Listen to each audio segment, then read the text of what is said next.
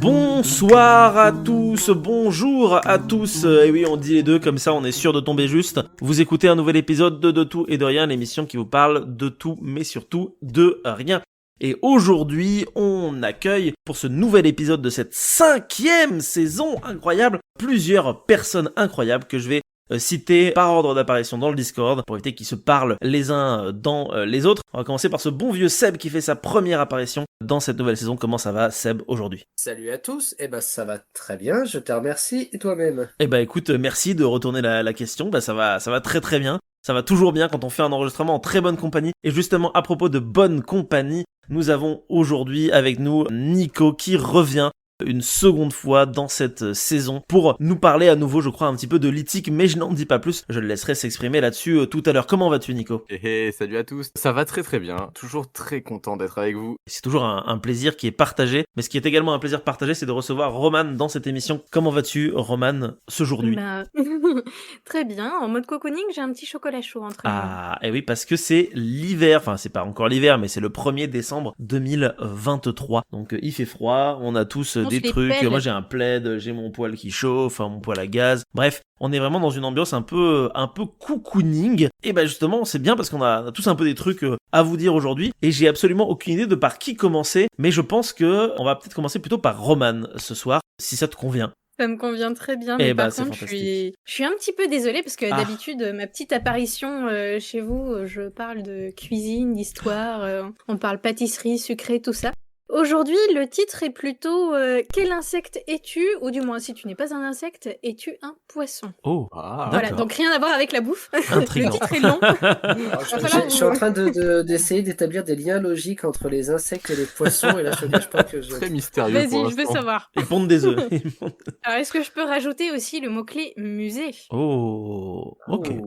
Bon, on y va. Vas-y, c'est parti, il y a trop de suspense. Allez, c'est parti. Eh bien, aujourd'hui, je laisse tomber un petit peu la mine d'histoire de l'art et histo-cuisto comme ça. Je remets ma chemise de médiatrice culturelle puisque c'est ce que je suis à la base. Et donc, avant de vous soumettre au test des insectes ou du poisson, du coup, il me faut remettre un petit peu de contexte scientifique. Sinon, c'est pas drôle.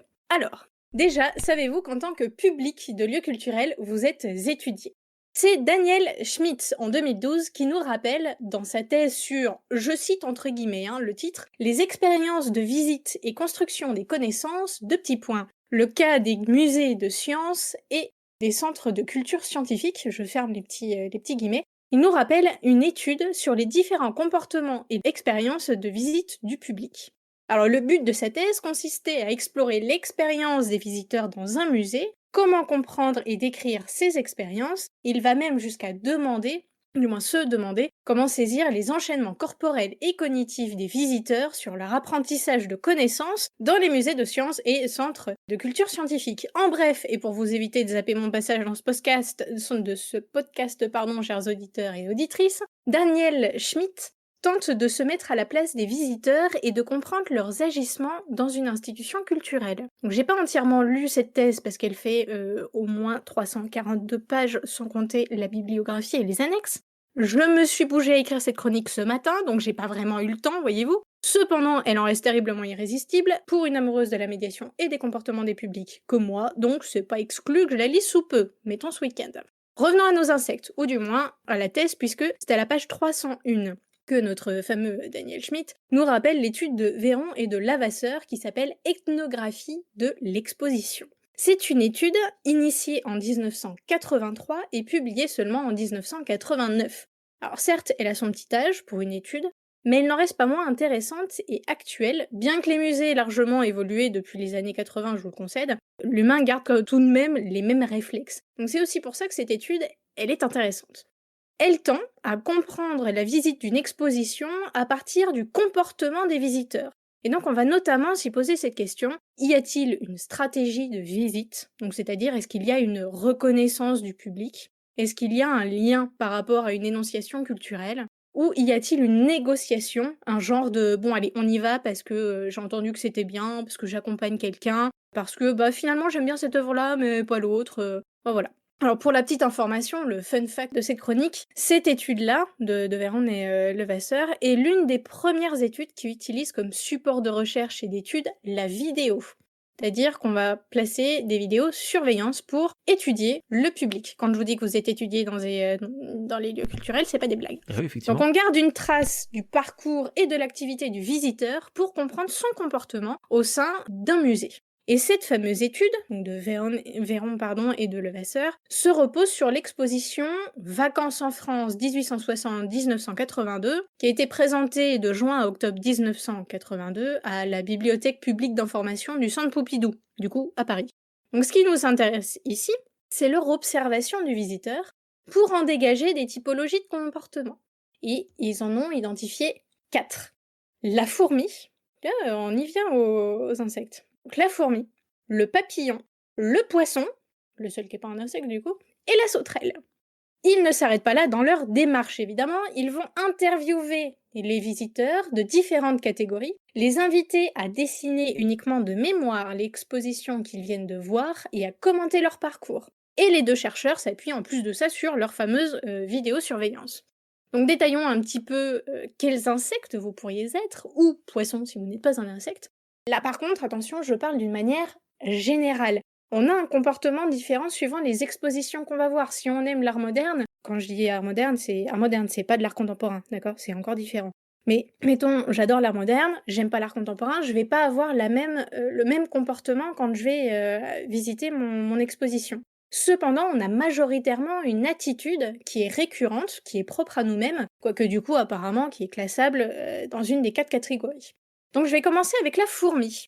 La fourmi, elle fait une visite dite proximale. Donc, proximale, proximus en latin, qui veut dire très proche. Ça veut dire que si vous êtes du genre à aimer prendre tout, mais alors vraiment tout, votre temps, que vous êtes motivé à longer les murs, à tout lire, ou du moins en grande partie, que vous suivez toujours les informations de guidage, que vous évitez les grands espaces vides où il n'y a rien, eh ben vous êtes une petite fourmi. Si vous êtes plutôt motivé par le thème global de l'exposition et non précisément par toutes les œuvres que vous y trouverez, vous allez zigzaguer, vous allez vous dire « Oh bah tiens, c'est sympa ça, oh ah, et puis ça aussi, oh c'est joli ». En gros, vous allez papillonner, bon bah là, vous êtes un papillon. En fait, vous négociez avec l'exposition, c'est un peu un genre de « Bah tiens, je prends ça non, ça j'aime pas trop, mais ça j'aime bien, ah c'est sympa ça, off ». Voilà, ça c'est le papillon.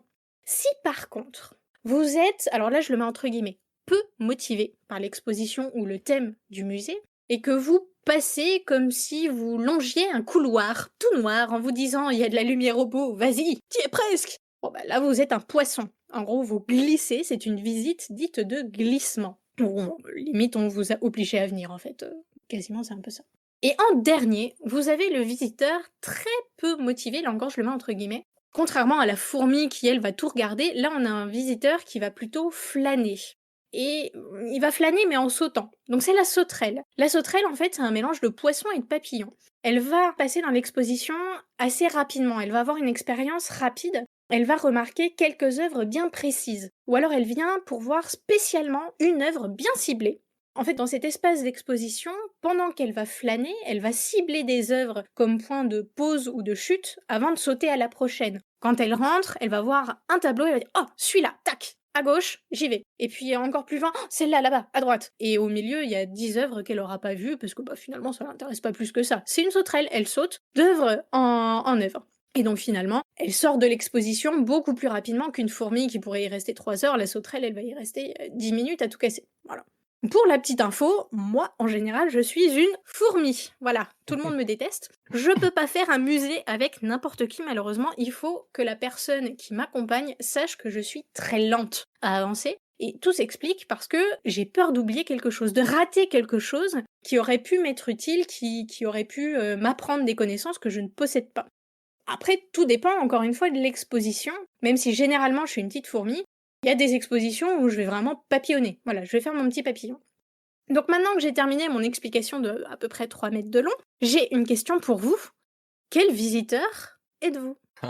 Je suis tellement une fourmi aussi, mais je me suis tellement reconnu dans ce que t'as dit. Genre passer des heures dans le musée, en fait, tu sais, vouloir être exhaustif, vouloir tout faire, avoir peur de rater des choses. Et du coup, il y a même des fois où, en fait, tu passes par exemple une après-midi, genre je sais pas, t'arrives à 15h et le musée ferme à 17-18h. Et ben en fait, j'ai pas le temps de tout faire, donc je suis obligé de retourner dans des musées. Donc les musées, ça prend souvent 2 jours à faire, en fait, avec moi. Je comprends. On s'entendrait bien du coup pour faire un musée, ça va, ça passe. Complètement. Moi, je suis plutôt papillon, je pense. Hein. Ouais. Tu flânes. C'est pas que je flâne, c'est que j'hésite entre papillon ou sauterelle parce que il y a des moments où il y a des trucs qui vont pas m'intéresser et je vais les sauter pour passer à un truc plus intéressant. Mais dans l'ensemble, je vais jamais me dire je vais au musée pour voir ça précisément. Je vais suivre le tracé, essayer de regarder un peu tout, mais en même temps lire de travers, pas forcément lire tous les cartels. Ça fait papillon, ça. Ouais, c'est plus papillon. Et puis c'est vrai que par contre, quand je suis avec une fourmi, c'est parfois un peu compliqué parce que si moi j'ai déjà fini, t'es là, après, c'est clair. Voilà, mais ouais, bah va à la boutique et puis tu lis un bouquin. Hein. Oui, sauf que le problème, c'est que nous, les fourmis, on aime bien aller à la boutique et tout regarder aussi. Ouais, exactement. Je connais et des beaucoup fois, de fourmis. Les boutiques ferment avant les collections et ça, c'est horrible. Genre, est-ce que ça vous est déjà arrivé de rater la boutique, genre tu sors du musée et tu dis putain mais la boutique est fermée, je suis deg. Si, ça m'est déjà arrivé, mais parce que justement la fourmi avait mis trop de temps pour sortir. Dommage.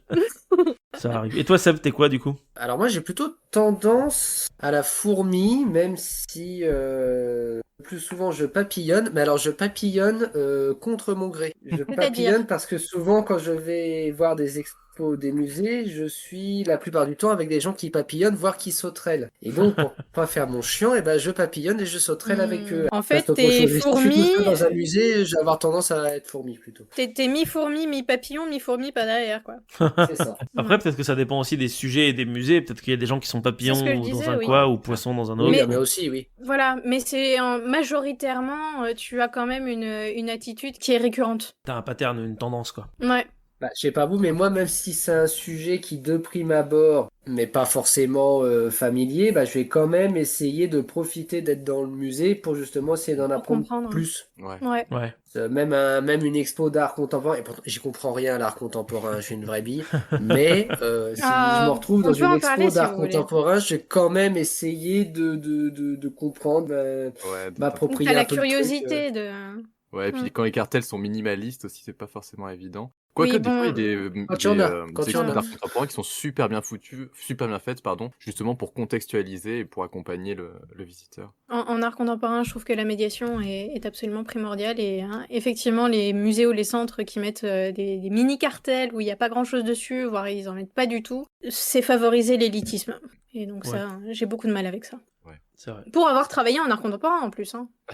Peut-être qu'on aura l'occasion un jour de discuter plus précisément art contemporain. Moi, j'y connais absolument pas grand-chose, je pense. Étant archéologue de formation, c'est pas notre premier amour. Ouais, voilà, c'est ça.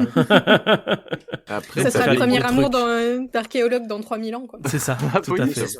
Mais tu peux être archéologue en ayant une formation d'histoire de l'art. Et du coup, enfin, moi, c'est mon cas en tout cas. Ah, mais j'ai une licence d'histoire de l'art et d'archéologie, mais pas moi. Passer le cubisme, j'ai rien compris. Voilà, c'est tout, c'est comme ça. On parle d'art contemporain, hein, c'est encore après ça. Cubisme, c'est l'entre-deux, entre art moderne et art contemporain, voyez-vous. Ah oui, parce que vous avez pas les mêmes manières de délimiter le plan que nous, en fait. Et non, en histoire de l'art et histoire, ce sont pas les mêmes, frontières. Pour nous, dès que t'es 19e, c'est contemporain, en fait, donc... Oui, mais en histoire de l'art, non. Non. Histoire de l'art, c'est les années 60-70 et encore, plus 70 que 60. Niki de Saint-Phalle, par exemple, n'en fait pas partie. Et Marcel Duchamp est le commencement, le balbutiement de l'art contemporain, puisque on passe sur quelque chose qui n'est pas figuratif, mais abstrait. Ceci est une œuvre, parce que je dis que c'est une œuvre. Parce que c'est moi, en tant qu'artiste, qui dis que c'est une œuvre, parce qu'on a parlé de moi, je suis artiste, je suis exposée. Donc c'est une œuvre. Voilà. Mais on pourra en discuter sur un autre truc si vous voulez. Mais voilà. Encore grosse difficulté. En anglais, on dit art moderne pour dire art contemporain. Oui, modern art, Ouais, non, mais ça... on aime se faire du mal. On aime se flageller, qu'est-ce que tu veux. On aime ne rien comprendre. Et c'est pour ça qu'il y en a plein qui disent que l'art contemporain c'est élitiste et malheureusement je peux le comprendre. C'est pour ça aussi que je suis devenue médiatrice, c'est pour pouvoir détruire un peu cet élitisme-là qui existait en art contemporain. Et puis bon, finalement, je vais rester même pas un an en art contemporain, je suis partie au musée des Beaux-Arts après, donc... Mais c'est chouette quand même. Voilà. La démarche est intéressante. Non, mais moi, la première, je disais que j'aimais pas l'art contemporain, et en fait, l'art contemporain est tellement grand que tu ne peux pas ne pas aimer l'art contemporain. Ouais, ça veut parce tout que dire et rien dire, en tu as fait. c'est ça, en fait, tu as de la littérature, tu as du cinéma, les BD en font partie, tu vois, enfin, voilà. Mm. Et donc, du coup, c'est tellement large que tu peux pas dire que t'aimes pas l'art contemporain. Il faut cibler. Et puis vu que c'est inclus dans notre présent et que ça a des références à notre culture, il y a forcément des trucs qui vont nous toucher. Donc Ah, bien sûr. dans la masse de trucs, ouais, c'est chouette. Ouais. C'est dommage de tout rejeter en bloc pour celles et ceux qui ne comprennent pas Après, je pense directement. que il y a un rejet aussi parce que les gens se rendent pas compte de ce qui est inclus dans l'art contemporain. Parce que t'as beaucoup de gens, tu leur parles d'art contemporain, ils vont dire ah oui, c'est les trucs bizarres où les gens ils font des performances artistiques cheloues là. Oui, tu c'est vois, ça donc, que tu t'imagines quand t'entends art Ouais. contemporain. T'imagines des gens qui vont se mettre enfin, qui vont, enfin, voilà, bref. Ouais, qui Enfin, vont faire des trucs chelous qui sont pas figuratifs, qui sont abstraites, et donc du coup, tu ouais. vois juste le résultat et non pas toute la démarche qui finalement, elle, est importante justement au processus de l'œuvre. Mais il y a une artiste, enfin, moi, une de mes artistes préférées qui m'a vraiment mis le pied à l'étrier pour l'art contemporain, je crois que c'est Sophie Calle. Il faudrait vraiment que j'en Ah parle oui. un jour Sophie sur Calle, Tout et tu de dis rien, parce que c'est vraiment Sophie Calle, ouais. extrêmement accessible en termes de rendu et en termes de démarche aussi. Alors, qui est née à Sophie Paris Calle- en 53, c'est ça? Je sais pas, sans doute. Oui, c'est tout à fait possible. extrêmement Et, précis. Hein. Mais ce sera le sujet d'une future chronique, Ok, peut-être. je Mais regarde, ouais, je regarde mais vite viens, fait, mais pour le on moment, fait ça me une touche pas chronique ensemble vraiment. Mais... là-dessus. Ah, vous, moi, pouvez, je suis super chaud pour faire une chronique sur Sophie Calle. vous pouvez teaser un spécial art contemporain si vous voulez. Hein. Vu qu'on est en plein art contemporain, j'en profite pour Oui, faire une vas-y, petite vas-y, hein. parenthèse. À la ville de Nîmes, ils sont en train de faire enfin la triennale. Donc ça fait un petit moment qu'on bosse dessus. Enfin, je dis on. J'en faisais partie avant, mais j'en fais plus partie. C'est la contemporaine de Nîmes. Et donc c'est une triennale, donc ça viendra tous les 3 ans, comme existe la biennale un petit peu de partout. Et donc là, la première édition, le thème sera une nouvelle jeunesse. Ça aura lieu du 5 avril au 23 juin, avec un week-end d'ouverture le 5, 6 et 7 avril. Et il y avait un truc que je voulais rajouter par rapport à ça, mais j'arrive plus à retrouver ce qui m'intéressait, donc tant pis. Ce sera en commentaire de la vidéo. Ouais, voilà. Sait-on jamais. Mais c'était par rapport à Sophie Calle, mais j'arrive plus à retrouver ce qui m'intéressait. Au pire, enfin, maintenant que t'as cité l'endroit et l'événement, je pense que s'il y a des infos, Oui, on les retrouvera. on les retrouvera facilement. Et à propos d'informations qu'on retrouve facilement ou non, en fait, je ne sais pas vraiment, on peut parler un peu de l'éthique si vous voulez. Oui. Transition. Tout à fait. encore une Transition fois. vraiment au top niveau incroyable. Hein. Alors aujourd'hui, c'est une chronique un peu conceptuelle. Bon, on verra. On verra pour la suite. Parfois, la solution d'un problème qui peut nous paraître logique n'est pas nécessairement la bonne. Et cela peut être le cas lorsque des connaissances sont manquantes ou inaccessibles. Nous comblons les vides avec ce que l'on comprend et savons du monde qui nous entoure à un instant T, et trouvons une solution qui nous paraît sensée. Nous avons vu les possibles méprises que cela peut engendrer, comme avec les ânes espagnols qui parviennent à tromper un algorithme en faisant passer des pierres qu'elles ont taillées pour les premiers outils de l'humanité. Oui. Et si cette phrase n'a aucun sens pour vous, c'est que vous n'avez probablement pas écouté ma précédente chronique. En tout cas, sans parfois maîtriser l'ensemble des données contextuelles d'une situation, la logique peut être mise à défaut. Et l'une des causes est le biais de confirmation ou le fait de se contenter de données qui ne vont que dans le sens de notre point de vue et qui confirment notre intuition. On en avait un petit peu parlé, il me semble, lors de la chronique sur le complotisme en archéologie, et c'est un autre exemple que je vous propose aujourd'hui. Donc comme tu l'as dit Marc, on va rester dans le thème des artefacts lithiques avec un nouvel article du Journal of Archaeological Science Reports de 2020, écrit par l'archéomètre Matthew Bollinger, ou en français Matthew Boulanger, de la Southern Methodist University, qui est un établissement, ma foi, fort pittoresque, avec 91% d'étudiants issus des classes aisées et 5% d'étudiants noirs, qui a vu passer un nombre tout à fait impressionnant de représentants du parti républicain, ainsi que la femme de George W. Bush. D'ailleurs, sur le campus, vous pouvez même faire un tour dans le musée-bibliothèque universitaire George W. Bush. Bienvenue au Texas. Yes. Alors, je vous donne ces infos de manière totalement gratuite, c'est juste pour l'anecdote. Bien entendu, ça n'a aucun rapport avec ce dont on va parler aujourd'hui. Donc, je vous rassure, Matthew Bollinger est un chercheur aussi fiable qu'un autre. Je ne vais pas vous donner le titre de l'article pour l'instant parce qu'il spoil pas mal. Je vais juste vous raconter les circonstances de la découverte d'un artefact et vous allez me dire, selon vous, la méthodologie qui vous paraît la plus fiable pour tenter de le comprendre. Vous pourrez ensuite formuler une hypothèse que nous comparerons à celle d'un pseudo-archéologue et à celle de l'archéomètre, auteur de l'article. Voilà donc notre situation de départ. Nous sommes en 2009, au niveau du cratère volcanique de Haleakala, sur l'île de Maui, dans l'archipel de Hawaï. Un groupe de randonneurs déclare avoir découvert un large objet en obsidienne, de forme triangulaire, d'environ 8 cm sur 6, gisant à la surface du sol et manifestement travaillé par une main humaine. Il est rapidement considéré comme une pointe de lance ou de projectile. L'un des randonneurs affirme que l'artefact était couvert de boue et qu'après l'avoir récupéré, il l'a nettoyé avec de l'alcool provenant de son kit de premier secours. Ils disent ensuite qu'ils l'ont emporté avec eux et signalé le lendemain au personnel du National Park Service, ou NPS, qui s'occupe des lieux. Apparemment, un représentant du NPS s'est montré sceptique quant à leur découverte et, dans le doute, les a encouragés à la rapporter dans le parc. Mais au lieu de cela, les randonneurs ont choisi de garder l'objet pour eux. L'un d'entre eux s'est même fait tatouer la pointe d'obsidienne sur sa poitrine, tandis qu'un autre l'a placé dans ce qu'il appelle son hôtel d'arts martiaux en guise de souvenir.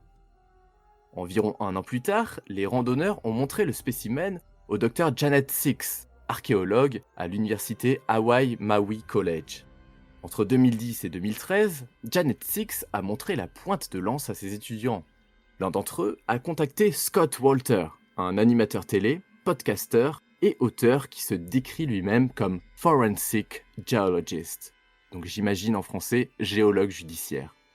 Sa spécialité, c'est de faire dans le sensationnel et de dévoiler de supposés complots archéologiques cachés au grand public. L'étudiant a souhaité que Walter puisse étudier l'artefact, parce que pour lui, il s'agit d'une preuve possible d'un contact précolombien entre la Polynésie et l'Amérique. Une émission de télé a été réalisée par Walter et tournée en 2013 à cette occasion. Et du coup, le parc national a pu récupérer l'artefact. En parallèle, le Missouri Research Reactor Archaeometry Laboratory a été contacté peu de temps après pour fournir une analyse indépendante. Et c'est comme ça que l'archéomètre auteur de cette étude, Matthew Bollinger, entre dans la partie. Voici pour les éléments généraux. Vous avez compris que l'on a ici plusieurs problèmes qui complexifient l'affaire. Tout d'abord, l'artefact se retrouve hors contexte archéologique. Il a été prélevé du lieu de sa découverte, ce qui empêche d'utiliser les méthodes classiques de l'archéologie. Et ensuite, une hypothèse de départ a été formulée. Il pourrait s'agir d'une possible preuve de contact précolombien entre des populations polynésiennes et américaines. Maintenant, je vous laisse prendre les choses en main. C'est vous qui allez mener l'enquête. Selon vous, comment procéderiez-vous pour obtenir des informations qui vous sembleraient fiables, et surtout pourquoi ? Ne vous inquiétez pas pour les connaissances propres, les noms précis des méthodes et des techniques et des résultats. En fait, je vous apporterai les détails au fur et à mesure en fonction de vos choix. L'essentiel étant de parler de la démarche que vous mettriez en place. Vous pourrez vous arrêter quand vous voulez pour formuler une hypothèse que l'on ira ensuite confronter à celle de la pseudo-archéologie et à celle de l'archéométrie. Et à partir de maintenant, c'est à vous. Que choisissez-vous de faire ? Ok. Ça y est, je stresse là. Ouais, pareil, je suis en plein stress aussi. C'est pas un jeu de rôle, il n'y a pas de dés. idiot congénital, je laisse mes deux camarades décider. Je sais pas. Alors attends, qu'on soit clair, on a donc un objet un peu mystérieux qui pourrait être la clé d'une possible connexion entre les civilisations précolombiennes et de Polynésie, c'est ça ? Tout à fait. C'est un objet de petite taille ? Est-ce qu'il y a des comparatifs qui ont été faits avec Ouais, voilà, l'objet ? justement, Est-ce qu'il y a une datation pour cet objet ? C'est là où j'aurais Marc, voulu savoir, ouais. Tu veux en savoir plus sur l'objet en lui-même ? Ouais, est-ce que c'est un gros objet ? Est-ce que c'est un petit objet ? Alors, Bah, c'est quoi, 8 cm sur 6, non ? C'est ça ? C'est ça. 8 cm sur 6, vous, ok. désolé, chers auditeurs, mais je mets une image pour Ah, yeah. Dans le les Discord. compagnons. Donc, voici un descriptif de Ok. l'artefact. Ok. Il s'agit d'une pointe triangulaire, taillée sur 2 faces dans de l'obsidienne. Les dimensions et la masse de l'objet suggèrent que celui-ci est trop grand pour être utilisé efficacement comme pointe de flèche ou de saguet. En fait, le spécimen peut avant tout être décrit comme un biface triangulaire. Ceci dit, le décrire comme une pointe de lance ne semble pas non plus inapproprié. Il est C'est vrai joli. qu'en Hein. la regardant comme ça, tu penses Il y a un effectivement à une embranchement, pointe de lance déjà. en premier. Après, je suis d'accord avec Seb. Peut-être que si on pouvait essayer de faire des éléments de comparaison entre ce qu'on Déjà, retrouve sur d'autres sites. est-ce que c'est possible d'avoir une datation ou pas du tout? C'est vraiment hors contexte Alors, of Doom. je vous laisse choisir. Soit on part sur la datation, soit on part sur une comparaison. Sachant qu'on pourra faire les deux, mais c'est juste On peut faire les deux, pour partir oui. dans l'ordre. On va partir Enfin, on peut partir sur la datation. On a qu'à dire qu'on Ouais, je a dirais envoyé pas le un truc rapport carbone 14, peut-être, Ouais, voilà. Et après, Alors, on fait de la une, couche stratigraphique. comparatif. Alors le problème, c'est que l'artefact est en dehors de Ouais, son c'est ça, lieu c'est pour ça que je Ah, demande si d'accord. c'est découverte, possible. mais il existe une méthode de datation spécifique à l'obsidienne, appelée hydratation de Ah ouais l'obsidienne. Non. Tout à fait. En fait, lorsqu'un objet est fabriqué, Ouais. il se forme à la surface des éclats fraîchement débités, une couche hydratée en surface dont l'épaisseur croît au fil du temps. Et la mesure au microscope de l'épaisseur de cette couche permet d'évaluer la durée écoulée depuis le débitage. Incroyable. Il s'agit donc d'une méthode de datation relative qui nécessite d'être calibrée par d'autres méthodes de datation pour donner une date calendaire. Cependant, la formation de cette couche diffère selon le type d'obsidienne utilisé et le climat. Du coup, il est nécessaire de connaître la provenance de l'obsidienne pour pouvoir la dater. Et avant d'être daté, l'échantillon subit une préparation spécifique, un nettoyage dans un bain à ultrasons avec de l'éthanol ou du méthanol afin d'enlever les impuretés. C'est une bonne piste, mais notre artefact n'a pas été daté malheureusement. Ah. Je me permets de faire un aparté. Ça marche Oui. pas ça marche avec l'obsidienne, mais ça marche pas avec le silex, le truc de l'hydratation. Non, c'est vraiment complètement spécifique ouf. à l'obsidienne. Je suis bluffé. C'est dingue. Bon, il y a pas mal de contraintes, mais quand ça marche bien. Pendant que j'ai la bouche grande ouverte suite à ce nouvel apprentissage, je vous laisse les autres, faire leur comparatif. Oui, faisons un comparatif. Bah ouais, Donc, en fait, comparatif vous voyez avec des objets de Polynésie et de tout Tout à d'Amérique. fait. De nombreux aspects de l'artefact sont incompatibles avec ce qui se trouve dans le registre précolombien. Et en premier lieu, sa taille, sa dimension, en fait son apparence générale et sa technique qui a l'air plutôt grossière. Il possède cependant une vague similarité avec une préforme de pointe de flèche de la culture tardive de Teotihuacan, bien que ses dimensions et son épaisseur restent excessives. Sa qualité et sa technologie sont également moindres que les artefacts en obsidienne fabriqués en Amérique centrale ou par les Polynésiens présents à Hawaï dès le 6e siècle de notre ère. Ok. Mais c'est un fake. C'est vous, hein, Oui. c'est vous qui menez l'enquête. Mais parce que, attends, du coup, si j'ai bien suivi, ça correspond pas du tout à ce qui se fait ni en Précolombie, ni en Océanie, en fait. C'est vous qui menez l'enquête. Mais, Et, mais du on coup, n'aurait alors, pas un attends, parce que spécialiste, on connaîtrait pas un Mais- spécialiste sous la main si ça correspond, entre guillemets, à rien, si ça ressemble vaguement et que ça ne correspond pas, comment ils en sont arrivés à la conclusion que c'était un lien c'est précoce ça. entre la Polynésie et le... Ça n'a aucun sens. Non, pas la Polynésie, qu'est-ce que je raconte là-bas? Si? Je sais pas. Alors, La Roman Papouasie. voulait consulter des experts. Eh bien, consultons des experts. Ok. L'idée d'une traversée transpacifique est envisagée depuis plusieurs décennies dans le milieu universitaire. En 1950, l'expérience du Kon-Tiki, soit la construction et la navigation d'un navire polynésien via des techniques traditionnelles, a démontré qu'une telle traversée était tout à fait possible. Mais le fait que ce soit possible ne signifie pas pour autant qu'elle ait eu lieu. Dans les années 60, des chercheurs ont interprété des similitudes entre les céramiques de la culture de Valdivia, de la côte de l'Équateur, et la culture Jomon, de l'ouest du Japon. Malgré tout, les recherches de ces 200 dernières années n'ont pas fourni de preuves matérielles certaines en faveur de tels échanges transpacifiques depuis bien sûr la submersion de la Béringie. Pourtant, il existe un faisceau d'indices raisonnables, bien que sujet à débat, d'un contact tardif entre des navigateurs polynésiens et les habitants de la côte d'Amérique du Sud. Tout d'abord, il y a une similitude linguistique notable concernant les mots désignant la patate douce entre la Polynésie et la côte équatorienne et péruvienne. Et c'est également le cas des mots désignant les poules et la volaille domestique. Or, la patate douce est originaire d'Amérique et les poules ne se retrouvent pas dans la faune autochtone américaine.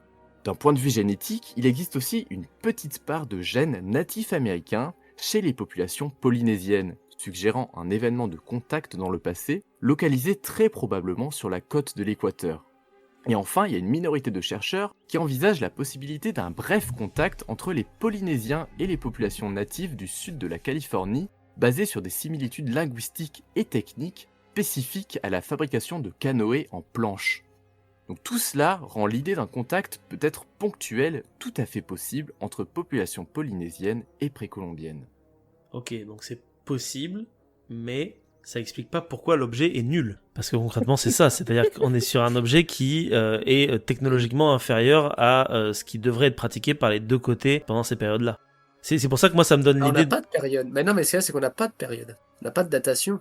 Donc on ne sait pas si c'est plus ancien que la plupart des objets connus. Ouais. Oui, mais il Est-ce avait qu'il l'air de serait- sous-entendre qu'en termes de comparatif, ça marchait pas d'un côté comme de l'autre, quoi.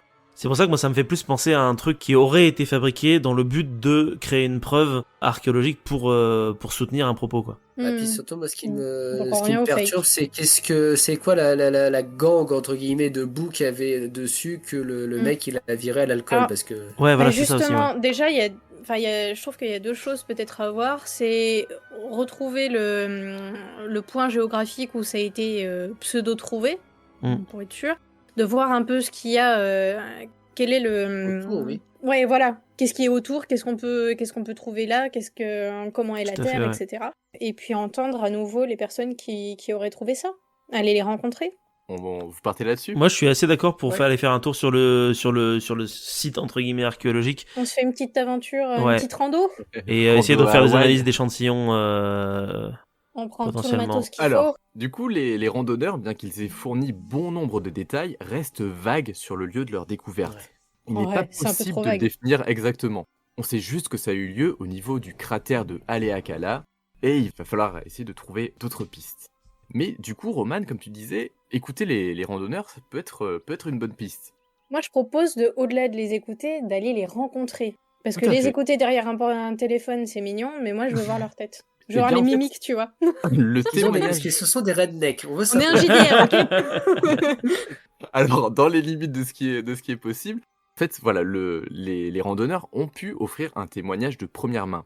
Cependant, aucun élément ne permet de le recouper. Si leur histoire est plutôt vague, il y a certains détails qui sont très spécifiques, comme le fait que la pointe aurait été enterrée ou couverte de boue. L'un d'eux raconte « Je me suis éloigné du sentier. Il y avait un tas de rochers, et celui-ci se démarquait. Je me suis penché pour le ramasser. C'était un morceau d'obsidienne. Et quand j'ai commencé à l'essuyer, j'ai vu que c'était une pointe de lance. » Un autre dit « Il m'a montré une pierre couverte de boue. J'ai pris ma trousse de premiers soins, mais j'ai fait le mauvais choix. Je l'ai nettoyée à l'alcool. On ne devrait pas faire ça, car ça rend la datation plus difficile. » Des photos prises soi-disant au moment où la pointe de lance a été trouvée montrent pourtant qu'elle était complètement propre. Autre fait curieux, l'affirmation d'avoir fait le mauvais choix en la nettoyant à l'alcool, car ça rend la datation plus difficile. En fait, aucun des inventeurs n'est archéologue ou géologue. Ouais, du coup, comment ils savaient que l'alcool, ça. Non, mais il l'a peut-être dit après, ça. Ouais, après coup, ils ont réagi dans l'impulsivité. Après s'être fait engueuler, ouais, peut-être. Par contre, j'adore C'est- tes ça voix, fait Nico. partie de leur C'est fabuleux. très J'avais drôle. l'impression d'être Ouais. sur les chaînes de J'adore. télé avec le doublage par-dessus la C'est VO. ça, quoi. ouais. En gros, t'es en train de dire qu'il fait des doublages pourris. Je sais pas comment il faut qu'il le prenne, là. Non, mais on est dans l'ambiance RMC, quoi. Il faut rajouter des éléments, sinon... Pardon. C'est vrai. Alors, en fait, Nico passe Alors- beaucoup trop de temps sur RMC, je crois. Ouais, c'est ça. Non, alors ok, donc du coup, moi, on va j'ai une nulle part question. avec ça là. On est dans un endroit, il y en a un qui dit qu'il y avait plein de rochers partout et il voit ça qui dépasse. Faut le voir quand même déjà, alors qu'il y a plein de rochers de partout qui dépassent. Mais bon, pourquoi pas. Oui, c'est ça, oui. C'est ça qui m'embête un petit peu dans un premier temps. Ensuite, c'est lequel qui s'est fait un tatouage? je sais pas. Oh, bah bon, enfin. Non, par contre, j'ai Mais dans une enquête, c'est important. j'ai une question. Est-ce que il existe sur des sites un peu similaires à celui qu'on est en train d'arpenter des cas d'objets archéologiques qui remontent réellement à la surface comme ça? C'est une bonne question. Je ne pourrais pas Ah t'en dire. merde. Malheureusement, vous avez déjà interrogé les experts, mais Ah, ils mais sont c'est- partis sur les contacts transocéaniques. Est-ce que l'endroit du coup de la rando, il y a vraiment plein de boue partout? C'est commun, c'est connu, on le sait, ou ça paraît bizarre sachant que on est quoi? On est près d'un point d'un volcan, non? Je sais plus. Ouais, vous êtes près d'un volcan. Je vais essayer de trouver. Alors, si vous appelez Haleakala, Haleakala, vous avez un peu l'ambiance générale. Ok. Très très beau. Très joli. Waouh. Welcome to Haleakala National Park. Et c'était quand? 2009? 2008? 2009. 2009. Ok. Mhm. Bon, on va élargir les horizons. On a fait une comparaison entre les deux pôles culturels qui nous intéressaient. Est-ce que si on élargit les horizons, on trouve une culture lithique qui ressemble à ce qu'on a sous les yeux? Personne ne l'a envisagé, du coup je ne vais pas m'avancer Ah, merde. dans cette direction. Il y a 2 fois que je me plante, putain. Non, mais franchement, c'est bien. Après, ouais, enfin, C'est sûrement Oui, plus simple à enfin, dire, ouais, je pense. oui, enfin, si vous voulez peut-être plus rester sur l'objet en lui-même, il y a peut-être des choses éventuellement à voir. Est-ce qu'on l'a analysé au microscope, cet objet Ouais, j'allais poser la question, effectivement. Je crois pas, hein. Ça, c'est une bonne question. En fait, l'artefact est exceptionnellement propre quand vous le regardez à la microscopie optique. Avec un grossissement de 100 fois, vous ne voyez aucune accumulation de sédiments, caractéristique d'un dépôt archéologique dans Ouais, les mais ça va pas. micro-fissures de surface. L'absence absolue de sédiments dans les milliers de rainures microscopiques suggère soit que l'artefact n'a jamais connu d'enfouissement, soit qu'il a été rigoureusement nettoyé à l'aide d'un bain à ultrasons. Mm. Par ailleurs, il n'y a aucun effet d'altération, par exemple des rayures, du polissage, ni de patine. Il n'y a aucun nettoyage à l'alcool ou autre qui serait capable d'éliminer les effets de l'altération du temps sur un artefact en obsidienne. Et l'absence d'abrasion ou de patine suggère que l'objet n'a pas été exposé aux éléments ni enterré. Ouais, mais c'est un Oh, fake. c'est mort. C'est un C'est fake. un fake. C'est un fake. Le mec peut pas avoir nettoyé ça à Mais l'alcool. non. Enfin, c'est un alcool qu'il avait dans une trousse de secours. Alors, excusez-moi, mais s'il se nettoie avec ça, putain, il est mort, le type. Donc, c'est un problème. Non, et puis Non, non. si au niveau des traces d'usure, il y a rien, C'est du faux. c'est que c'est du faux. Mais oui. Moi, je propose qu'on présente ça aux autorités. Ouais. Ouais. T'es d'accord, Seb, avec nous? Ou tu veux aller plus loin? Est-ce que les randonneurs, ils ont jamais, au grand jamais, réussi à montrer l'endroit précis où ils avaient trouvé l'objet? Non, ils sont jamais réussi. D'accord, non, bah c'était juste ça. Ok. Ah, C'est le mec, il a taillé sa flèche et puis il a fait, oh, bon, et puis il l'a acheté. Bah, jeter, je suis pas Je sûre. suis même que- pas sûr, hein. Je pense que moi, la théorie que je pense, c'est que c'est les randonneurs qui l'ont fait, ou alors qu'ils sont tombés sur un faux site, et que c'est ça qu'ils ont ramené, quoi.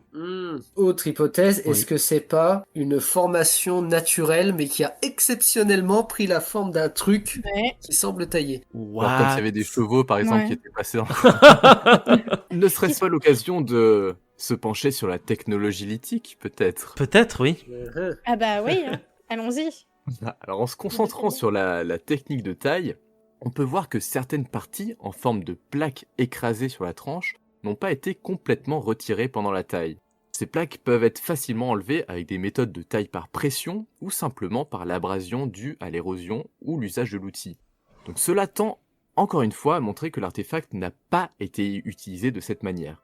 Les traces d'enlèvement d'éclat sont courtes et larges, caractéristiques de l'utilisation d'un percuteur dur, et se trouvent sur l'ensemble de la pointe. Il s'agit donc vraisemblablement d'une même pierre qui a permis de tailler l'objet dans son entièreté. Cependant, pour un travail de précision, comme une pointe d'arme, cette technique, elle est vraiment pas très efficace. Un percuteur dur, c'est un bon moyen pour éliminer de la masse, mais ça reste plutôt imprécis et ça permet surtout aucun travail de finition. C'est plutôt inhabituel s'il s'agit d'un artefact précolombien. L'objet ne présente aucune retouche par pression ni bord dentelé. Il n'est pas non plus taillé autour d'une ligne médiane qui aurait permis d'avoir une surface plus uniformisée.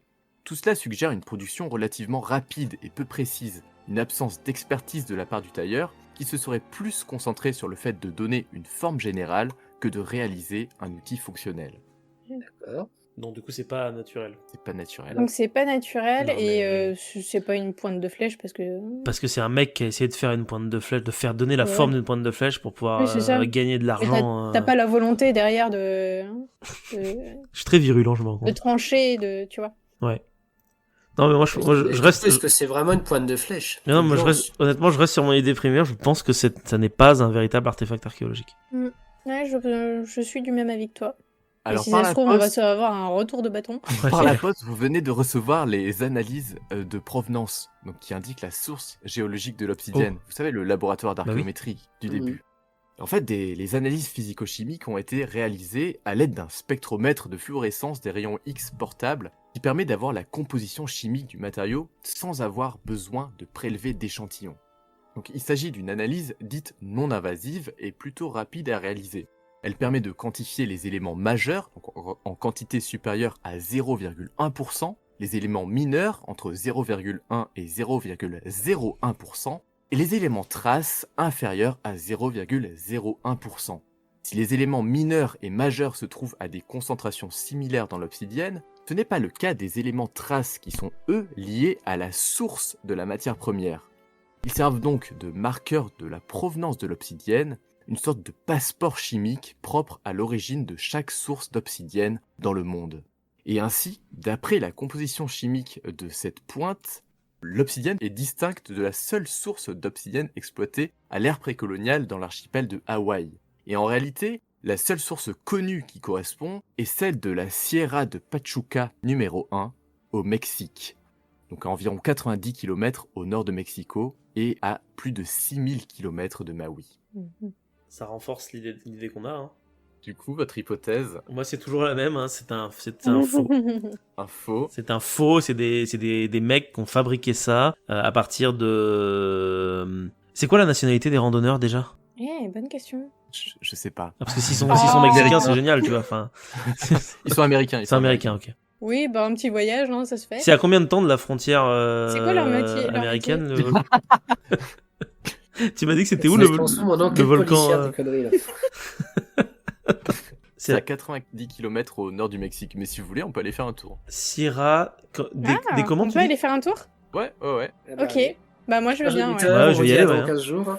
Alors la Sierra de Pachuca, c'est un dépôt volcanique d'environ 250 km², dans lequel se trouve la source de 3 variétés chimiquement distinctes d'obsidienne. L'une de ces variétés, appelée Sierra de Pachuca numéro 1, a été largement exploitée pendant et après l'ascension de l'état de Teotihuacan entre 100 avant et 550 de notre ère. L'importante exploitation de cette source à l'époque précolombienne a contribué à en faire l'une des principales obsidiennes échangées entre les centres économiques et politiques du centre du Mexique. Donc, les états de Teotihuacan, Tula et Tenochtitlan. Dans ces régions, l'obsidienne de Sierra de Pachuca 1 représente plus de 20% des dépôts archéologiques de l'obsidienne, du 7e au 16e siècle de notre ère. On en retrouve jusque dans l'Oklahoma au nord et au sud jusqu'au Honduras et au Salvador. Cependant, la présence de cette obsidienne dans les couches archéologiques décroît de manière presque exponentielle avec la distance par rapport à sa source. Par exemple, sur les sites mayas au Guatemala et dans le Yucatan, elle est présente à des fréquences très faibles, moins de 1%. De nos jours, l'obsidienne de Sierra de Pachuca 1 est aussi exploitée, mais cette fois à un niveau quasi industriel pour la production et la vente d'articles touristiques à travers le Mexique. Des pointes de flèches souvenirs pour des touristes peuvent être achetées près de la plupart des grands sites archéologiques autour de Mexico et dans les boutiques de souvenirs. La source de l'obsidienne de Pachuca est aussi une ressource majeure pour le commerce touristique à Teotihuacan, et d'ailleurs il existe même un festival annuel de l'artisanat de l'obsidienne qui s'appelle le Festival International de la Obsidiana. Oui, bah, on va dans une boutique de souvenirs. On pourra pas aller plus en détail au niveau du Mexique. Oh, mais comment ça on peut pas aller dans les boutiques? C'est pas un jeu de rôle. Quel dommage. Non, mais clairement, il y en a un qui avait ça dans sa poche, il a pas fait gaffe, il a fait tomber, et les deux autres sont arrivés là, pendant leur rando, ils ont fait oh, mon Dieu, regarde. Et puis ils sont repartis avec, et puis voilà. Ah, j'aime bien l'idée. Bon, c'est pas ça du coup.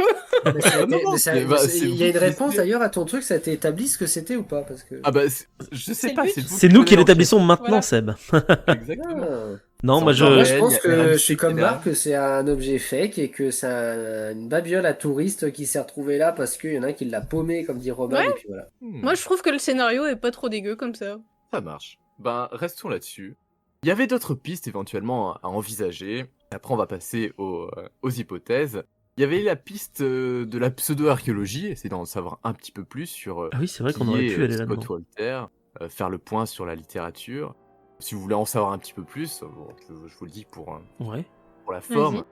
Donc, Scott Walter, il a été présentateur d'une émission consacrée à l'exploration de prétendus mystères archéologiques. Il parle entre autres de nombreux artefacts en Amérique, notamment supposément importés par les Hébreux ou alors les Templiers, voire les Celtes qui auraient bâti des sites sur place et bien d'autres encore. Et du coup, si vous avez suivi ma chronique un peu sur les extraterrestres et les natifs américains, vous savez que ce type d'assertion est relativement normal dans le registre pseudo-archéologique de ces 100 à 200 dernières années. Et d'ailleurs, pour l'astuce, une telle stabilité ou stagnation des idées dans le temps, c'est une des caractéristiques communes à toutes les pseudosciences, selon Matthew Bollinger. Walter partage aussi le fait que, par exemple, le reste de l'homme de Kenwick, qui est un corps qui a été retrouvé dans l'état de Washington, et qui est âgé de 9000 ans, donc un corps qui remonte à assez longtemps, en fait, il affirme que c'est celui d'un explorateur polynésien. Pourtant, il y a bien des études qui ont été réalisées qui montrent que ce n'est pas du tout le cas, ne serait-ce que d'un point de vue génétique, ou si on prend en compte l'expansion polynésienne à l'époque. Et en fait, presque tous les artefacts et idées prétendument cachés présents dans l'œuvre de Walter ont fait l'objet d'enquêtes par des experts qui aboutissent à des explications relativement banales pour chacune de ces affirmations. Walter présente aussi parfois des informations archéologiques fiables, actuelles et des interviews de chercheurs. Cependant, et c'est plutôt un classique dans la pseudo-archéologie, il mélange harmonieusement des informations factuelles avec ses propres interprétations et théories du complot. Il n'y avait qu'aux États-Unis. Ouais, oui, ça c'est généralisé, malheureusement. Il y avait une piste qui aurait pu être intéressante, qui était d'aller voir sur Internet. Parce que sur Internet, on peut facilement acheter des fausses pointes de flèches de ce type, qui ressemblent un petit peu à notre artefact. Et la plupart viennent du Mexique, et plus particulièrement sont liées à l'obsidienne de la Sierra de Pachuca. Ouais. Il y avait aussi enquêté sur YouTube, genre regarder des vidéos pour voir s'il y avait des choses qui pourraient correspondre. Et en fait, sur YouTube, on trouve plusieurs vidéos de personnes qui taillent des pointes en obsidienne, et sur l'une d'entre elles, on voit notamment un artisan mexicain de la Sierra de Pachuca qui produit une sorte de couteau bifacial assez grand qu'il affirme vendre aux touristes. Et ce qui est frappant, c'est qu'un artefact contemporain ayant vaguement une apparence précolombienne peut être produit en moins de 10 minutes en utilisant une technique rapide de percussion axée uniquement sur le contour général et la forme de l'objet avec un percuteur dur et sans aucune Donc finition. ça colle. Et oui. Ouais. Et enfin, il y a une piste, mais c'était la piste la plus compliquée, je pense, à trouver, c'est la piste du New Age. Parce que dans la spiritualité contemporaine New Age et la lithothérapie, l'obsidienne est censée conférer un certain pouvoir allant de la protection à la guérison spirituelle, physique et émotionnelle. Et pour l'archéologue Janet Six, il s'agit d'une piste qui est très intéressante concernant l'arrivée de la pointe à Maui. Car en effet, le 16 et 17 août 1987 eut lieu un événement à l'échelle mondiale dans le milieu New Age. Un peu partout sur Terre, il y a des adeptes qui se sont rassemblés dans des lieux précis pour effectuer des cérémonies, des chants, des méditations, des prières et d'autres activités. Cet événement, il est connu sous le nom de convergence harmonique. Et parmi les lieux de rassemblement se trouvent des sites supposément sacrés, comme Teotihuacan par exemple, ou encore plus intéressant, le volcan de Haleakala. Et parmi les activités New Age, les pratiquants ont déposé ou enfoui des objets votifs, comme des cristaux, des pierres, en tant qu'offrande et pour recharger leur prétendu pouvoir. Selon Janet Six, la pointe d'obsidienne a donc pu se retrouver à Maui à cette occasion. Et en creusant un peu, il se trouve que ce type de comportement se poursuit encore de nos jours parmi les praticiens New Age sur les nombreux sites de la convergence harmonique. Et ça, c'est assez fou, je trouve, et assez inquiétant. J'aime bien le inquiétant à la fin. Ouais, parce Tu sais, que... il est à moitié étouffé, tu sens que... C'est un peu inquiétant. Donc voilà pour les pistes que vous aurez pu envisager. Maintenant, il est temps de passer à l'hypothèse pseudo-archéologique. Donc l'hypothèse de Scott Walter suggère que l'artefact en obsidienne trouvé à Haleakala est une preuve de contact précolombien entre la Polynésie et l'Amérique, et plus probablement des Mayas. L'argument principal se base sur le fait que l'obsidienne, provenant du centre du Mexique et se retrouvant à Hawaï, est une preuve de contact transpacifique. Ceci remettrait ainsi en question les connaissances établies sur les voyages et les échanges précolombiens. Cette thèse, il la présente dans une émission intitulée The Spearhead Conspiracy, ou la conspiration de la pointe de lance. Ces échanges seraient bien entendu cachés et dissimulés par ceux qu'il appelle les archéologues mainstream. La pointe serait un objet de prestige ou réalisé à des fins cérémonielles, ce qui explique qu'il n'y a pas de traces d'utilisation. Walter affirme que l'objet a été confisqué par le personnel du parc national d'Haleakala et qu'il s'agit d'une preuve de la conspiration au niveau gouvernemental. Il dit « J'ai vu des choses étouffées, passées sous silence. J'ai vu toutes les excuses du monde que les gens peuvent imaginer pour dissimuler un artefact, pour essayer de montrer qu'il n'est pas réel, que c'est un faux. Le fait que le National Park Service ait confisqué la pointe de lance en obsidienne me dit que c'est encore plus important que je ne le pensais. » Petit détail, mais pas des moindres, vous avez remarqué que Scott Wolter propose que ce sont les Mayas, ou bien les Chumash aussi de Californie, voire des peuples andins d'Amérique du Sud qui sont à l'origine de la fabrication de l'objet. Et pour une raison que j'ignore totalement, il ne mentionne ni les Aztèques ni la culture de Teotihuacan, qui aurait pu au moins être cohérent avec les analyses physico-chimiques. Du coup, il faudrait une hypothèse de pourquoi Scott Wolter a privilégié les Mayas. Et maintenant, l'hypothèse de Matthew Bollinger. Donc selon lui, l'artefact provient bien du Mexique, mais il a été produit de manière précipitée, avec une préoccupation principale pour la forme générale et l'apparence, et non dans le but d'en faire un objet fonctionnel. L'aspect grossier et l'absence de toute finition excluent qu'il ait pu être un objet cérémoniel ou votif. Tous les indices pointent vers une production récente, comme vous l'avez très bien remarqué, étant donné les similarités avec les objets touristiques disponibles à l'achat au Mexique et sur Internet. En ce qui concerne son arrivée à Hawaï, pour lui, les conclusions sont plus incertaines, mais il n'y a pas de raison de se concentrer uniquement sur une hypothèse impliquant un contact précolonial, comme vous l'avez fait d'ailleurs aussi. Au moins 2 hypothèses raisonnables pourraient expliquer la découverte de l'artefact en ce lieu, en incluant tous les éléments de l'enquête. Et les preuves semblent s'accumuler en faveur d'un voyage transpacifique à l'époque contemporaine.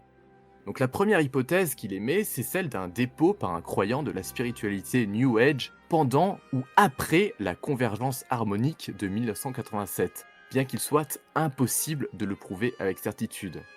La seconde est celle de la tromperie intentionnelle, d'un acte malveillant ou de désinformation volontaire, étant donné que les seules informations sur l'état initial de l'objet proviennent de témoignages non vérifiables. En gros, et c'est un peu votre conclusion aussi, une supercherie. Mais là aussi, il convient de faire attention parce que c'est malheureusement impossible à prouver. Ceci dit, ces hypothèses ne font pas appel à une série de postulats infondés, à une confusion entre des périodes et des cultures, et ne soutiennent pas le transport transocéanique précolombien d'une pointe de lance grossièrement fabriquée ou l'existence d'un complot organisé à grande échelle. Bollinger se prononce en faveur d'explications plus simples et peut-être aussi plus cohérentes avec le contexte général. Donc pour terminer, déjà je tenais à vous remercier d'avoir participé et vous aussi d'avoir donné votre hypothèse. Si vous arrivez à des hypothèses différentes, mettez-les en commentaire, parce que ce sera toujours intéressant à voir. Mais pour terminer, cette découverte alerte sur les dangers du retrait d'artefacts par des personnes en apparence bien intentionnées, et la récupération sensationnaliste de pseudo-archéologues ayant d'importantes lacunes en archéologie. Matthew Bollinger rappelle que le retrait non autorisé d'artefacts culturels constitue potentiellement un délit, ça dépend des pays, ça dépend des régions et des endroits, et beaucoup de questions demeurent sans réponse, justement parce que l'artefact a été retiré de son contexte. De plus, le fait d'en parler dans une émission de télévision, comme le fait Scott Wolter, peut encourager ce type de comportement auprès du grand public. Les conséquences sont donc très graves parce que priver un objet de contexte archéologique empêche d'en connaître son histoire et participe à alimenter des récits pseudo-archéologiques et conspirationnistes.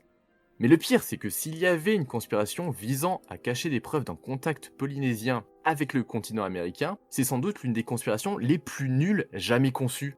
Parce que la question, en fait, elle a jamais été taboue dans le monde académique, et il existe des dizaines et des dizaines, voire des centaines de publications à ce sujet. Voilà, pour ma petite chronique. Bravo. Bravo. Merci à toi. beaucoup. Ouais. Bravo pour ta Encore une fois. performance des voix aussi, C'est des clair. intervenants. Vraiment. On s'y encore, croyait. On s'y croit. J'ai pas fait l'accent anglais ou américain. Ah, t'aurais pu pousser le truc jusqu'au bout, tu vois. Je me suis dit Ça a que été marrant. c'était la limite du racisme ou du cliché. Non, mais le petit côté voix RMC de documentaire. Ah, par contre, ouais, t'as la voix du documentaire. Tu vois.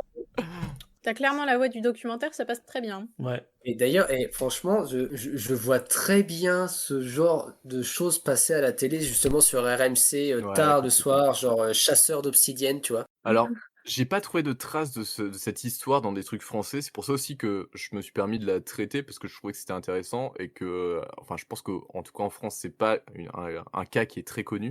En effet, ouais, enfin, je pense qu'il y a des milliers de fraudes comme ça archéologiques ou quoi qu'on peut trouver qui sont peut-être beaucoup plus connues.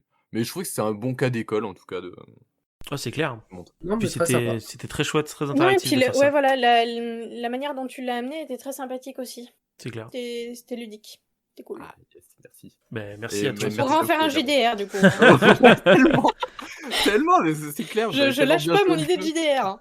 Et surtout C'est qu'au bien. final, vous aviez, vous arrivez à une conclusion qui est à peu près similaire à celle du chercheur. Enfin, en tout cas, On n'avait pas le pour New la Age. moitié. Peut-être que vous étiez un peu, c'était une conclusion peut-être un peu définitive, parce Oui. que du coup, on peut pas vraiment prouver ça aussi la nuance, c'est qu'on peut Mm. pas prouver que ce soit C'est un vrai. acte volontaire. Et ça, c'est J'étais pas c'est du tout hyper nuancé, hein, frustrant. d'ailleurs. Je- Non, mais en Chanceux. même temps, on a eu quoi 20 minutes pour réfléchir, ça va, c'est pas Ouais, mais beaucoup. oui, c'est clair. Mais Eux, oui, mais ils dans, ont eu des mois, dans ça cet va. univers alternatif, ils sont en prison grâce à vous. C'est ça. Ouais. Moi, je suis allé chercher par la peau du cul et... Marc lui-même y est allé. On a peut-être enfermé des innocents dans un autre plan d'existence. Personne n'est innocent, C'est Seb. possible. Enfin bref. Si, il y a bien quelque chose qui est innocent et qui a rien demandé à personne. C'est Les pingouins. une petite créature, pas des pingouins, Manchot. des petites créatures trop mignonnes, blanches avec un dos noir, c'est les manchots, ouais, effectivement. Parce que bien évidemment, comme 4 fois n'est pas coutume, on va parler de manchots aujourd'hui. Alors, comme je savais que vous aviez tous les deux des chroniques chacun, j'ai prévu une mini chronique sur un manchot en particulier, hein, comme toujours, qui est le manchot à jugulaire. Et oui, je vais expliquer un petit peu pour Seb. Seb, je vais parler que de manchots cette saison dans nos Tout et de Rien. On a déjà parlé de... C'est un défi personnel, t'as perdu un pari, comment ça se passe? Non, c'est parce que c'est un sujet qui m'intéresse et de toute façon, j'ai déjà rédigé les 47 pages. Ok. Voilà. Ah, ils sont trop mignons. Ils sont assez chouchous, oui, tout à fait. Oh, ouais. Le manchot à jugulaire, ou Pygoscelis antarcticus ou antarctica, est le deuxième manchot, le plus nombreux après le gorfou macaroni. Et ça tombe bien parce que, là je peux le dire, le gorfou macaroni, on en a parlé la semaine dernière avec notamment Mika, Jules et Manon. Vous pouvez aller écouter l'épisode tout de suite. Donc il est principalement présent sur les îles Sandwich du sud qui sont très peu visitées. Il est facilement reconnaissable à la fine bande de plumes noires autour du menton et de la gorge, d'où son nom de manchot à jugulaire. Il est d'ailleurs aussi appelé le manchot barbu. En fait, c'est un manchot avec une barbe à collier, quoi. Le dessus et l'arrière de la tête, le dos et la queue sont noirs. Le contour des yeux, le menton, les joues et le ventre, quant à eux, sont blancs. Le bec est noir. Les pieds et les jambes sont roses avec une petite plante noire. Je me permets de rajouter aussi les informations suivantes. Les yeux sont une sorte de marron rouge. Il mesure, en tout cas l'individu bien évidemment, entre 68 et 76 cm. Et il fait un poids de 3,4 à 3,9. Il a un bec de 5 cm et des ailes de 19 cm.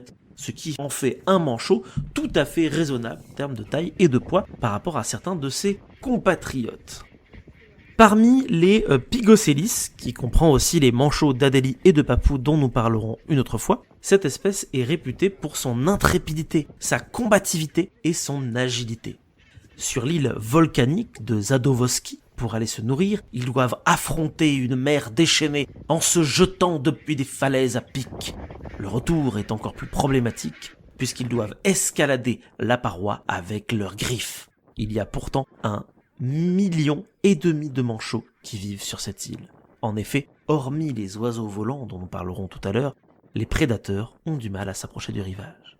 Soit en passant, petit aparté, il existe des tas de vidéos justement de la capacité du manchot à jugulaire à faire des super bonds, à se jeter littéralement dans le vide. C'est assez fou, donc n'hésitez pas à aller observer un peu tout ça par vous-même aussi, c'est plus visuel. Alors, leur habitat naturel, ce sont des sols rocheux à proximité de la mer sur les îles subantarctiques. Les manchots à jugulaire se rassemblent en de vastes colonies pour nidifier d'octobre à février, ce qui correspond, pour l'hémisphère sud bien évidemment, à l'été. Ils sont souvent à proximité de colonies de manchots papous et d'adélie. Ils peuvent parfois partager leur colonie avec ces deux espèces. Ah, les mâles sont monogames. En effet, 82% d'entre eux reprennent le même partenaire d'une année sur l'autre. Ce sont eux qui commencent la construction du nid. Une étude a même montré que pour les manchots à jugulaire, les femelles arrivent 5 jours après l'arrivée des mâles sur la colonie. Certains scientifiques pensent que les manchots retournent dans la colonie où ils seraient nés et élevés. C'est assez rigolo parce que ça veut dire que le mâle doit tout préparer avant le retour finalement de sa compagne. C'est aussi intéressant parce que le manchot à jugulaire, c'est un peu l'exemple typique du manchot fidèle. Souvent on dit oui, les oiseaux, ils ont qu'un seul partenaire, tout ça. On s'en rend bien compte, c'est déjà la 5e chronique que c'est pas forcément vrai. Mais dans le cas du manchot à jugulaire, ça oui, c'est vrai. Alors, comment est-ce qu'il est fait ce petit nid? Il est simple et c'est surtout composé de petits cailloux et de plumes, c'est trop mignon. 2 œufs sont pondus généralement à 3 jours d'intervalle. La ponte a lieu de 2 à 4 semaines après les autres Pygocélis, donc pour rappel Papou et Adélie. Les œufs sont couvés pendant 37 jours, à la fois par le mâle et la femelle qui se relaient pour aller chercher la nourriture. Ils sont capables de parcourir des distances de près de 80 km pour aller pêcher, sachant que la colonie peut parfois être à plusieurs kilomètres de distance du rivage. Les couples, bien évidemment, sont capables de reconnaître les cris de leurs partenaires pour se retrouver dans la foule de la colonie. Ils sont aussi capables de reconnaître les cris de leurs petits bébés.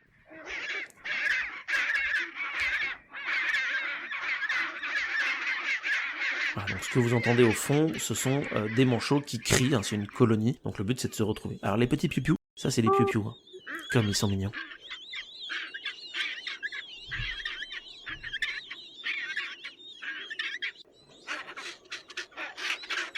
Donc là vous avez un exemple de parade amoureuse. Hein.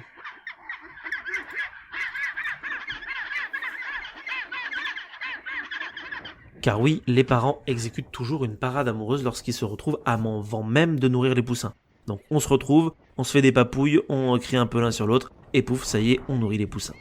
Ces derniers, quant à eux... Ouais, c'est cool, hein, on fait un bisou avant de s'occuper des enfants. C'est mignon. Oh, ouais. C'est adorable.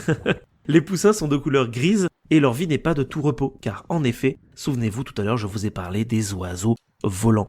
Les skua, autres labes, ainsi que les grands becs en fourreau, rôdent pour s'attaquer aux œufs et aux poussins. Et si vous posez la question de qu'est-ce que c'est qu'un grand bec en fourreau, vous pouvez le googler, ce sont les chionidés. Ils sont présents dans les îles subantarctiques, où ils vivent au milieu des manchots et des pétrels géants. C'est un oiseau essentiellement terrestre qui se nourrit avec les pétrels autour des carcasses ou des animaux blessés encore vivants. La technique des grands becs en fourreau est la suivante. Ils essaient d'intercepter la nourriture lorsque le parent régurgite le poussin. Ces derniers deviennent indépendants des parents vers l'âge de 7 à 8 semaines, ce qui laisse largement le temps de prendre leur nourriture. Alors, bien évidemment, une fois que le bébé grandit, il va petit à petit perdre son duvet. Et c'est le moment où il pourra faire ses pas dans l'eau gelée de l'Antarctique, où ils pourront se nourrir de krill et de poissons. Parce que oui, je le reprécise au cas où vous n'ayez pas entendu les autres chroniques, si vous prenez un bébé manchot et que vous le jetez dans l'eau, il meurt, car il n'a pas encore les plumes adaptées à l'eau gelée de cet hémisphère. De prédateurs, ils deviendront aussi la proie des phoques léopards, qui sont le principal adversaire des adultes. Alors, parlons un petit peu maintenant répartition, j'ai cité quelques îles, mais les scientifiques ont aussi repéré l'espèce sur les îles suivantes, sur les Shetland du Sud, les Orcales du Sud, la Georgie du Sud, les Sandwich du Sud, beaucoup de Sud, hein, l'île Bouvet, l'île Heard et McDonald, les îles Bailon, l'île Scott, l'île Pierre Ier, et ils sont bien évidemment aussi parfois visibles sur la péninsule de l'Antarctique. Au total, on dénombre environ 7,5 millions de couples de manchots, ce qui fait qu'on parle aujourd'hui d'une espèce stable en termes de statut, en croisant les doigts pour que ça dure encore un petit moment. C'est ainsi que s'achève cette petite chronique sur une espèce de manchot qui n'est pas la plus connue, le manchot à jugulaire. Il est super mignon, moi je le trouve tout mimi. Il est très très mimi, hein, voilà. Il fait partie des... C'est pour ça que j'ai essayé de prendre une voix mignonne. Alors que par exemple pour le Gorfou de la chronique précédente, c'était plutôt, il ressemblait plutôt à un alcoolique sortant d'un bar, donc du coup on était pas sur la même ambiance. Tu avais une voix rauque. Non, mais c'est les autres qui du coup faisaient des interventions un peu particulières, on va dire. Je vous inviterai à aller écouter l'épisode quand il sortira, bien évidemment. On le fera. Ton Pokédex des manchots. Oui, c'est ça, c'est clairement un Pokédex des manchots. Ils vivent en colonie de combien d'individus à peu près? Tu l'as peut-être dit. Mais... c'est des milliers d'individus. Ah oui, c'est ouais, à chaque fois c'est des énormes colonies, ouais, tout à fait. Il y a très très peu de manchots qui sont sectaires. On en parlera de quelques-uns bien évidemment. Majoritairement, souvent ils sont en colonie. C'est aussi quelque chose qui permet de faire en sorte que ton espèce elle s'en sorte, parce que c'est la force qui fait le groupe. C'est-à-dire que les manchots ils sont tous noyés dans la masse et c'est galère pour les pétrels de se balader comme ça, de faire j'ai envie de bouffer. C'est un peu.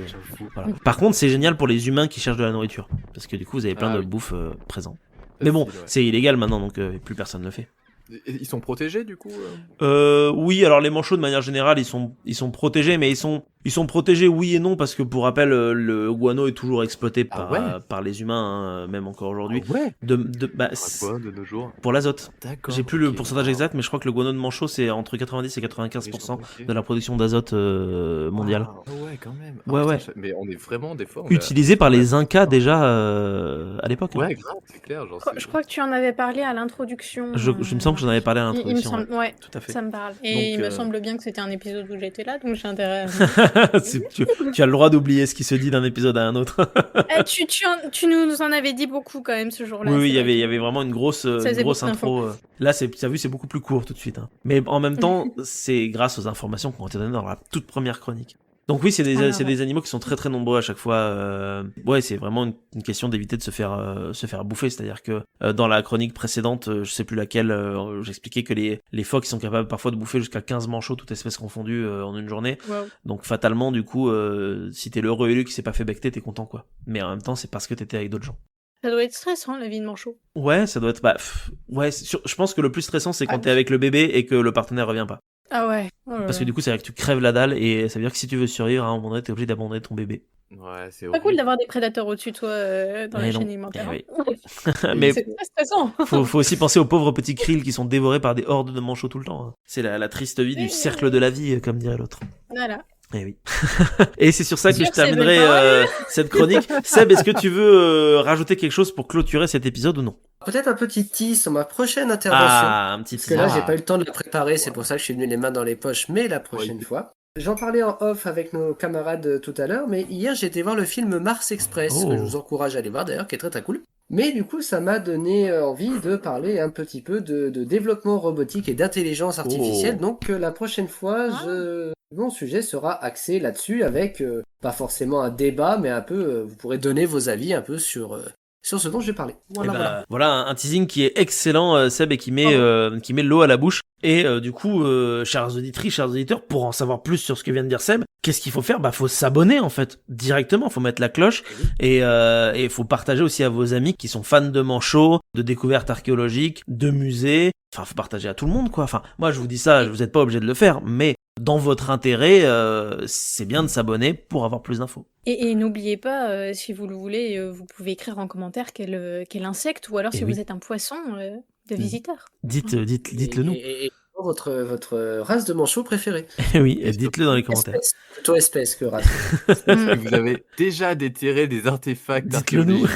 Dites-le nous. De toute façon, c'est anonyme. Envoyez vos coordonnées sur prénom, adresse. En tout cas, on vous remercie, très chers auditeurs et auditrices. On vous dit à la semaine prochaine. Et la semaine prochaine, on sera en présence de potentiellement toi, à nouveau, Seb, en fait. C'est pas sûr à 100%, mais je crois que ce sera toi. Justement, voilà, c'est dès la semaine prochaine. C'est incroyable. Sur ce, on vous fait des bisous et on vous dit à très bientôt. Et moi, je vous remercie encore une fois tous les trois d'avoir été présents ce soir. C'est un peu étrange, j'ai fait les choses dans le désordre cette fois-ci. Mais bon, ça arrive parfois. Allez, des bisous tout le monde. Ciao.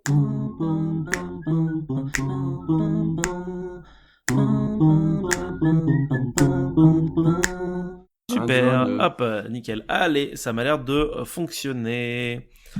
Je sais pas si vous le savez, mais il y a des petits soundboards maintenant sur Discord. J'ai pas la ref. Ah. Juste en dessous.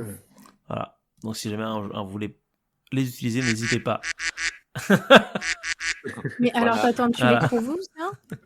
En bas à gauche. En bas, ah oui, à gauche, ouais. Enfin, à droite. Ah oui. En bas, à gauche, ouais, voilà, c'est à droite de la gauche. J'ai rien pigé. C'est pas grave, c'est pas grave. Ouais, c'est pas drôle du coup. Attention, pas de surabus de ce petit truc, je vous l'ai montré par solidarité. Mais... c'est un truc qu'il faut pas montrer à Mika, ça. Il est déjà au courant. un épisode où cet effet-là, justement, a été un peu beaucoup utilisé. On va dire. Depuis, il punit. Et si vous êtes prêts, je propose qu'on y aille. Alors, c'est parti. 3, 2,